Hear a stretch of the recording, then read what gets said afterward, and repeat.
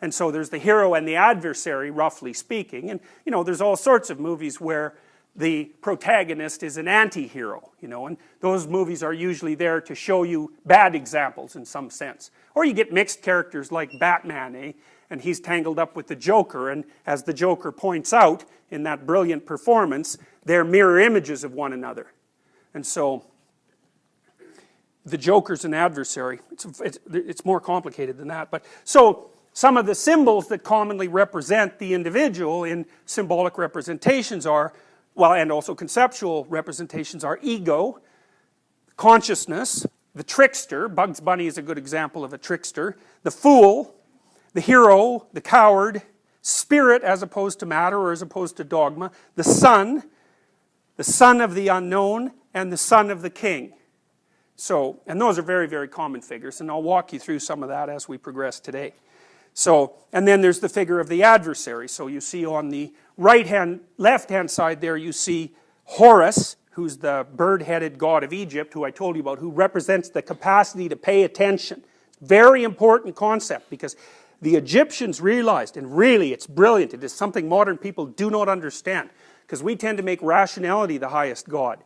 That's not a good thing. That's a pathway to totalitarianism.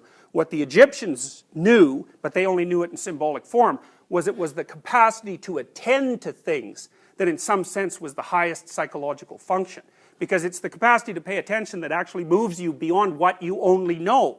And rationality tends to make, you know, integral systems that are coherent, that are box-like, and then claim that they're absolutely right. Whereas attention is always looking beyond what you know. And attention is an unbelievably powerful force.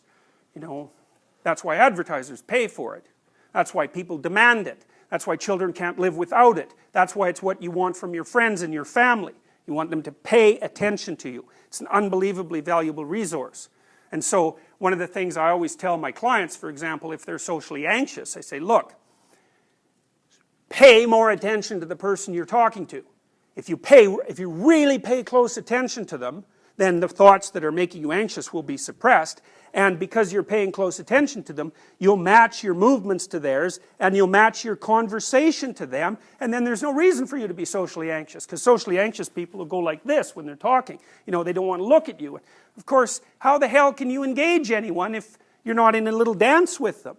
You know, you can't, and a lot of it's nonverbal, it's physical, and it's embodied, and without paying attention, then you lose people. And you see this with speakers all the time too. They're in front of audiences.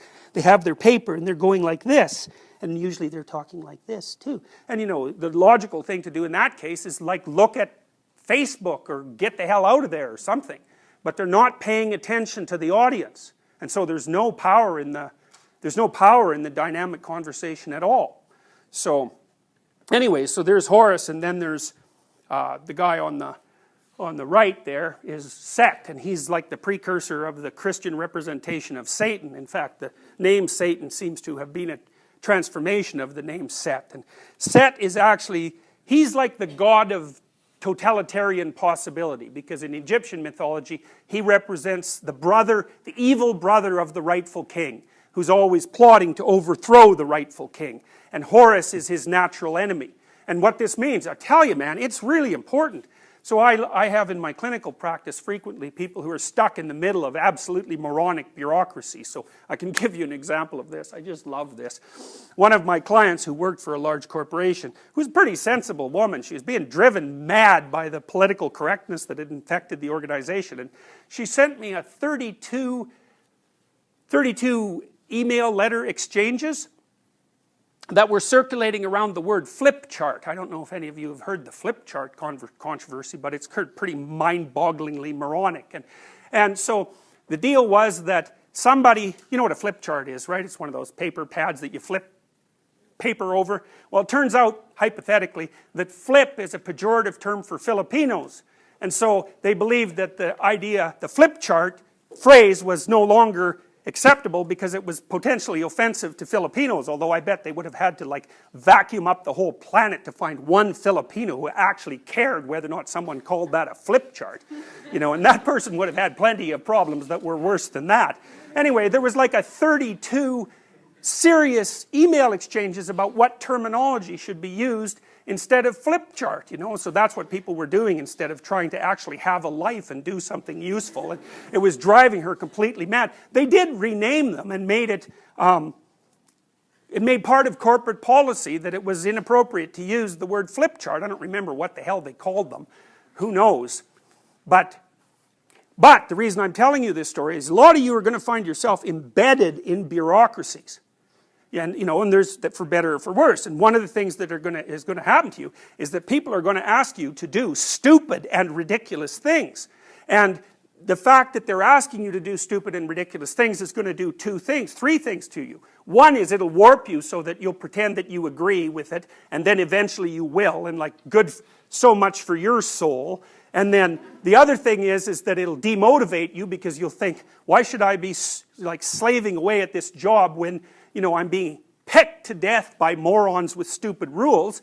And the third thing that it'll do is make you resentful and irritated, and that will also undermine your motivation and make your life miserable. And so you might think, well, what should you do about that? And the answer to that is, you should object at the earliest possible point, because first of all, you'll find that if you object to radical stupidity when it first emerges, you kind of make people aware of the fact that what they're doing is radically stupid, and they'll usually back off. And so then they won't torture you to death. So, you know, you have to take a risk, which is, oh no, what happens if I complain about this? But, you know, it's another one of those situations where you're damned if you do and you're damned if you don't. So if you complain, that'll cause some trouble. Although usually it causes way less trouble than you'd think, because people are generally not very courageous. And if you push them with some strength when they're doing something absolutely moronic, they'll usually back off because they don't know what to do when they're being challenged. And then you won't have to put up with it for the rest of your life. And so why I'm telling you this is because all sorts of bureaucratic entities, corporations, government institutions, non-profit organizations, anything that's above a certain size, because it doesn't matter if it's government or corporate, it's all the same bloody foolishness when it gets too big, is like those things tend towards totalitarian structures. It's part of the innate danger that's associated with social organization. And so then you might say, well, how do you keep the enterprise that you're part of alive and dynamic, and also keep it a place that a sensible person who's got a proper orientation could stand to work? And the answer is, do not do things you know to be stupid. Stand up and say, look, that's dumb, I'm not doing it. And if they ask you why, then you can say, well, A, I think it's stupid. B, if I do it, I'm going to get irritated and resentful. And also, if I do it, it's going to decrease my motivation. So I'm not doing it. And then if they push you too hard, it's like, hey, it's time for a different job. And that might be the best thing that ever happened to you, because if the structure you're in is going in that direction, and you can't stop it, it's like, get the hell out of there and find something else. So it's not that hard to find a job when you already have a job. That's another thing to keep in mind too. You know, whenever you're working, and you will be, especially in the world of today where jobs are relatively uncertain, is you should always have an escape route planned. And it should be active, because if you don't have an escape route and you can't get away, you can't say no. And if you can't say no, you can't bargain, and if you can't bargain, you're a slave. So that's how the world is set out at the moment. It's probably always been like that, but it's something that you really need to know, because you got to watch. If your being is objecting to something that someone is forcing you to do, maybe you're right. Maybe you shouldn't be doing it. And lots of people end up living meaningless lives. And that's not a very good term, because there's no such thing as a meaningless life. Because one of the meanings of life is suffering. And there's no bloody way you're going to escape that. So you will not have a meaningless life. You'll have a life that's only suffering. And I wouldn't recommend that, because it'll make you one miserable creature, and plus you'll warp everyone around you because you'll be vengeful. So these things are really important. They're really important. So, all right, so the individual, as like culture and like nature, also has its negative element. Jung would call that the shadow. You know, and we're going to discuss the shadow in some detail, because one of the things that Jung believed, and he kind of got this idea from Nietzsche, was that when you grow up, and maybe as a consequence of your temperament, you tend to think that some of your attributes are good and some of them are negative, you know. So you make moral judgments about them, and fair enough. So, you know, you might think, for the psychoanalysts, the two elements of human being that were commonly regarded as negative from a moral perspective were sexuality and aggression. But Jung's notion is that, well, you know, you might be someone who's modest and careful and never causes any conflict, and then we might say, well, you're a well-socialized person. But Jung's point would be, yeah, but you got no power. You've got no power. And so people are just going to roll right over you. So you better dive into that morass of sexuality and aggression and pull out those powers and integrate them into your psyche so that you can use them consciously, because without that, you're harmless. But, you know, I don't think that's a very good ambition. You know, what do you want to be when you're 30? Well, I want to be harmless. It's like, you know, really, that's what you want to be? It's like you might as well not even be if that's your goal. So, you know, this dichotomy between the positive individual and the negative individual is very, very complex, because what's positive and what's negative is not obvious from the beginning, and arbitrary judgments don't help. It's very difficult for a given individual to look at themselves and say, well, what is it about me that's actually worth developing?